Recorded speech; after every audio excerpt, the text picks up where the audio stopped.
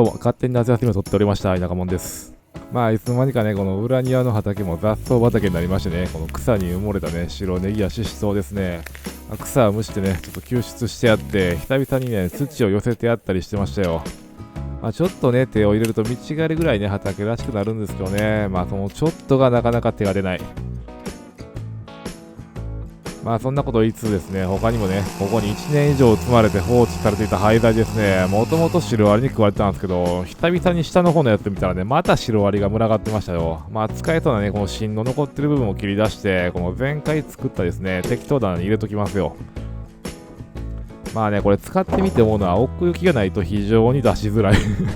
でもね、ここはね、車も通したい場所なんで、このサイズがね、限界だったんですけどね、ゆくゆくね、また作って、これは巻き棚にしてもいいかと思いますよ。そんな感じでね、日々空いた時間で片付けをしていたらですね、ようやくこのゴミ溜めのようなね、北側の部屋もね、すっきりしてきましたよ。で、残すところはね、完全にこの足場と化しているこのテーブルと、画面右側のソファーだけになりました。で、このテーブルもね、先輩にもらったこの立派な臓器でできためちゃくちゃ重いものなんですが、どこに置くかなとね、なんとなくキッチンとこの北側の部屋の間にね、入れてみたんですよね。そしたらですね、びっくりするぐらいちょうど。というわけでね、この足場にされる運命から逃れられないテーブルもかわいそうやけどなと思いつつね、めっちゃ安定してるんで当面は踏み台に使わせてもらいますよ。で、最後ね、このソファーですね、もうほんと家の中ね、もう置く場所がないんでどこに置こうかなと思って、とりあえずこのね、洗濯物のとこに置こうかなと。ただこの隙間だけね、謎に放置していたんで、ここだけちょっと埋めたろうかなと。いつものようにね、その辺の廃材で塞ぐことにしました。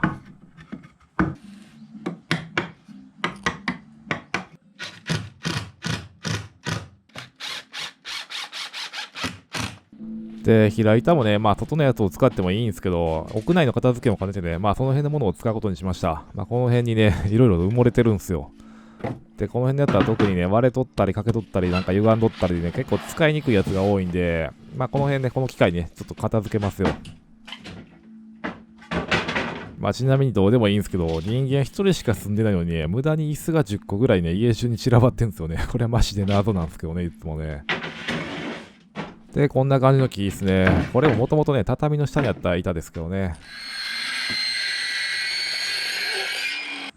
で、これらをね、なるべく四角になるように、切ってるつもりなんですけどね。そこは僕の技術といつものフリーハンドなんでね、結果を押して知るべしっていう感じなんですけどね。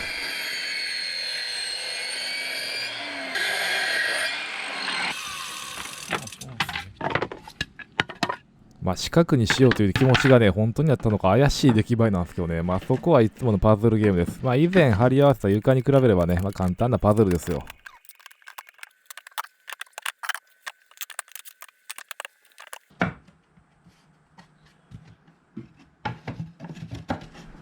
これやな。この組み合わせやな。そんな感じでね、人生の貴重な30分をね、パズルゲームに費やしつつね、なんとかいけそうなメンツが揃いました。で、問題はここやな。で、ここはちょっと難しいんでね、適当に紙でこの型取りをして、それよりちょっと大きめにね、切り取ります。で、一発ではちょっと難しいんで、この半分ずつね、型を取って板に書き写しました。で、そうするとこの半円と、この微妙なね、斜めの線ですね、そして石の出っ張り、これをね、切り取ることになりました。ジグソー買わなあかんなと言い続けて早半年ね、未だにその辺のもので頑張ってるんですけどね、やっぱちょっとね、無理がありましたね。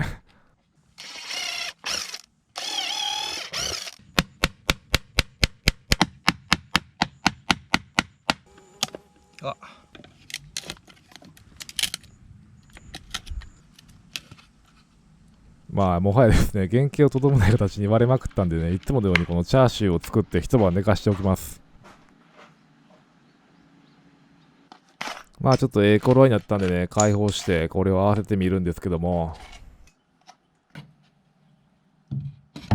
当然ですね、一発では合わないんですよね。なので、グラインダーでね、ちょっと微調整を繰り返して、なんとかね、はまりました。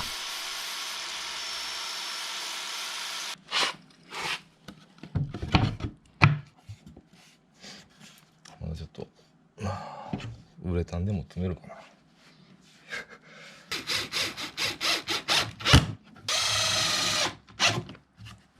そんな感じで、いつも通りのこのガバガバなんですけどね、風通しのためだと言い続けますよ。まあ遠目で見ればね、そんなに気にならんなってことで、やっとソファーを置けますよ。てかまあマジで何の話やねんってね、動画なんですけどね、皆さんいつもお付き合い本当にありがとうございます、本当に。まあこれでね、キッチンでもね、気持ちよくね、昼寝ができるようになりましたよ。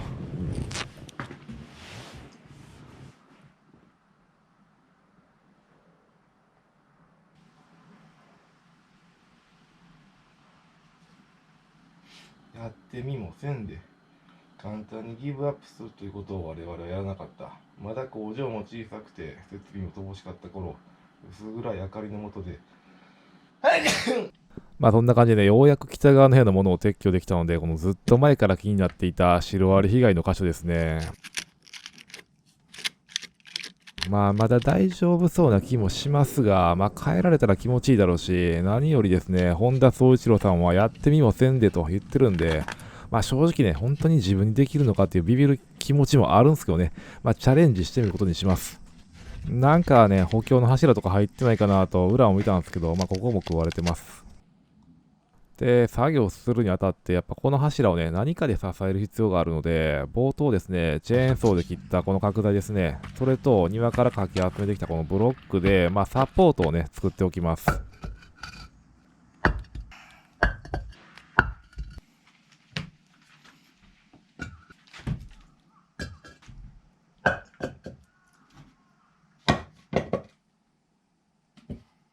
で、この上にジャッキかなと思ったんですけども、持ち上げると、この木のですね、この保存の部分に負担がかかりすぎるんじゃないかなとね、ちょっとビビってきたんで、以前別の場所の土台交換した時にうまくいったね、この添え柱をつける方法で、まあ、とりあえずサポートすることにしました。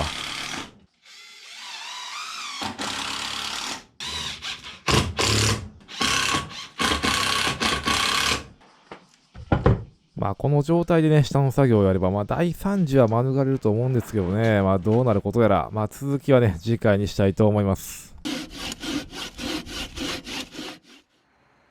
ということで、恒例の七輪飯なんですけどね、扇風機と七輪のこのベストな位置関係を見つけたので、うちはいらずでね、火力の調整ができるようになりました。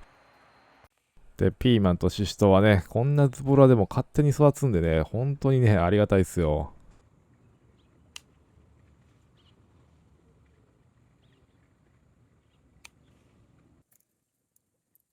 今日はこのね、夏野菜とスーパーで適当に買ってきた魚ね、いつものまあ魚なんですけどね。まあやっぱこれが一番うまいですけどね。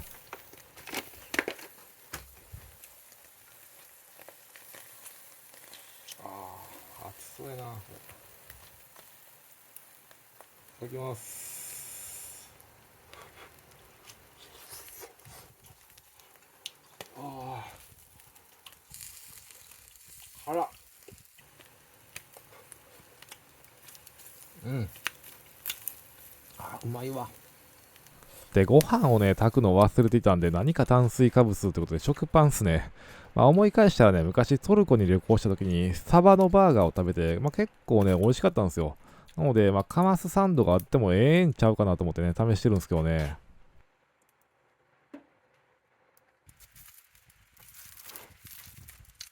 あ、焦げたな。全くうまくなさそうやけど。